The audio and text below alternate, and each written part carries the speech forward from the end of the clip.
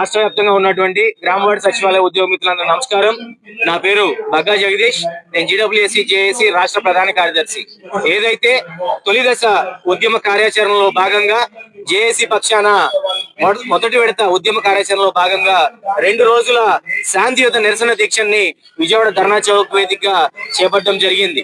అదేవిధంగా దీని తర్వాత 4 జోన్లలో 4 జోన్ల స్థాయి సమావేశాలు నిర్వహించి అక్కడ కూడా ప్రభుత్వం మా ఆర్థిక మరియు ఆర్థికేతర సమస్యల పైన దృష్టి సారించిన పక్షంలో ఖచ్చితంగా 2వ విడత ఉద్యమ కార్యాచరణ కూడా మేము ఇవ్వడానికి జేఏసీ పక్షాన్ని వెనకబడబోమని తెలియజేస్తూ నిన్న ఇక్కడ శాంతియుత నిరసన దీక్ష చేపట్టడానికి గౌరవ జిఎస్డబ్ల్యూఎస్ డైరెక్టర్ గారికి మేము 11వ తేదీన నోటీస్ ఇచ్చాము. దాని తర్వాత 26వ తేదీన మీ నుంచి మాకు ఎటువంటి ప్రతిస్పందన సమస్యల పరిష్కారానికి రాలేదని చెప్పి 26వ తేదీన నోటీస్ ఇచ్చి ఇక్కడ శాంతియుతంగా నిరసన దీక్ష చేస్తున్నామంటే కావాలని చెప్పి ఏదైతే ఆంధ్రప్రదేశ్ రాష్ట్రంలో ఉన్న 4,17,00,000 మంది ఓటర్లకి 47,000 మంది బిఎల్ఓలుగా ఉంటే వారితో పాటుగా ఈ దీక్షని భగ్నం చేయాలని ఉద్యమాన్ని నీరుగార్చాలనే ఉద్దేశంతో అధికారులు ఆ 47,000 మంది బిఎల్ఓలకి అసిస్టెంట్ల బిఎల్ఓలుగా మా గ్రామ వార్డు సచివాలయ ఉద్యోగుల్ని విధుల్లో వేసి వారిని శనివారం ఆదివారం ఎటువంటి యూనియన్ కార్యక్రమాలకు కానీ ఎటువంటి మీటింగ్లకు కానీ వెళ్ళినట్లయితే మీ మీద సస్పెన్షన్లు మెమోలు జారీ చేస్తామని భయభ్రాంతులకు గురి చేయడమే కాదు, చెప్పిన విధంగా ఒంగోలు జిల్లాలో 17 మందిని, అనకాపల్లి జిల్లాలో 4 అదే విధంగా వేరే జిల్లాల్లో ఇతర సమస్యలు పెట్టి మీ పర్సంటేజ్ తక్కువ ఉందని చెప్పి బిఎల్ఓని సస్పెండ్ చేయడం జరుగుతుంది. మేము సిఈసి గారిని ఒకటే అడుగుతున్నాం.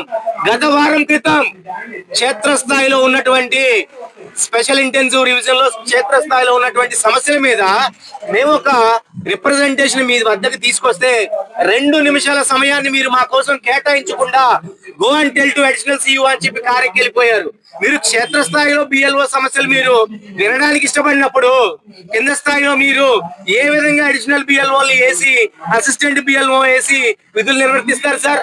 ఇప్పటికే 13 నుంచి 15 నెలలుగా బిఎల్ఓలుగా ఎవరైతే చేస్తున్నారో వారికి నెలకి ఇవ్వాల్సినటువంటి 1000 రూపాయల హాండ్రోరియం ని ఇంతవరకు ఇక్కడ ఉన్నటువంటి జిల్లా అధికారులు ఇవ్వకపోగా ఇప్పుడు అసిస్టెంట్ బిఎల్ఓలు అని చెప్పి వారి యొక్క సేవల్ని మీరు దోచుకుంటున్నారని చెప్పి ఈ సభాముఖంగా అడుగుతూ క్షేత్రస్థాయిలో ఎస్ఐఆర్ కి సంబంధించినటువంటి పనులు మా పీకల మీద కత్తులు పెట్టి డోర్లేసి మధ్యాహ్నం భోజనాలు తెప్పించి రాత్రి 8:30, 9 గంటల వరకు కూడా కనీసం మహిళా ఉద్యోగులను కూడా చూడకుండా నిర్బంధించి మరి రోజుకి 100 నుంచి 200 ఫాల్స్ టార్గెట్స్ ఇచ్చి బిఎల్ఓ నిర్వర్తిస్తున్నారు.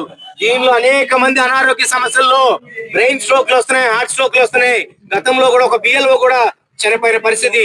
ఇప్పటికైనా ఎలక్షన్ కమిషన్ వారు, సిఈసి గారు దీని మీద ఒక స్పెషల్ టాస్క్ ఫోర్స్ ని ఏర్పాటు చేసి సమయాన్ని గుజరాత్ లో, మహారాష్ట్రలో పొడిగించిన విధంగానే సమయాన్ని పొడిగించి ఉద్యోగుల ఆహ్లాదకర వాతావరణంలో పనిచేసుకునే విధంగా వెసులుబాటు కల్పించాలని, లేని పక్షంలో మా ఉద్యోగులకి ఎవరికైనా చీమంతైనా హాని జరిగితే ఖచ్చితంగా మేము అక్కడికే వచ్చి బైఠాయించి తీరుతామని చెప్పి ఈ పత్రికా ముఖంగా తెలియజేస్తూ ఇదే విధంగా ఈ ఉద్యమాన్ని ఇక్కడి నుంచి మరింత ఉద్యమం చేస్తామే తప్పితే ఎక్కడా కూడా వెనకడిగేసే పరిస్థితి లేదని చెప్పి తెలియజేసుకుంటూ ధన్యవాదాలు. అందరికీ నమస్కారం అండి. నా పేరు జి సురేంద్ర. నేను జేఏసీ చైర్మన్ గా ఉన్నాను.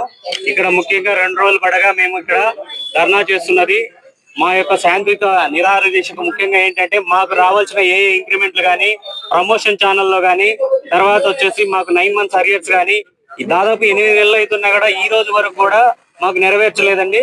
అలాగే నిన్న ఏదైతే బిఎల్ఓ డ్యూటీకి వేసి మాకు రాకోకుండా దాదాపు 34 మంది నిన్న ఒక్కరోజే సస్పెండ్ చేసి భయపెట్టడం జరిగింది.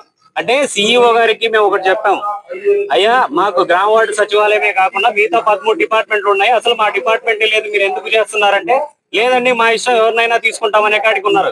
అంటే దాదాపు 1,00,000 మంది ఉన్న వాటిలో 90,000 మందిని ఒక గ్రామ వార్డు సచివాలయంలో యూజ్ చేసుకుంటారు, మిగతా డిపార్ట్మెంట్ వాళ్ళను వదిలేసినారు.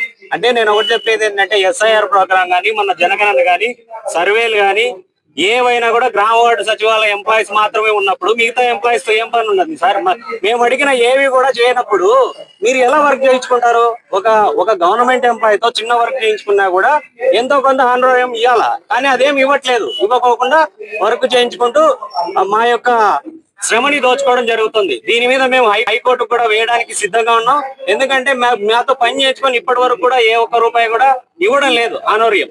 సో మేము దీన్ని ఇక్కడ ఈ సభ నుంచి తీవ్రంగా ఖండిస్తూ దీన్ని ముందుకు తీసుకెళ్లి 2వ దశ ఉద్యమం రాష్ట్ర వ్యాప్తంగా చేస్తామని తెలియజేసుకుంటూ సెలవు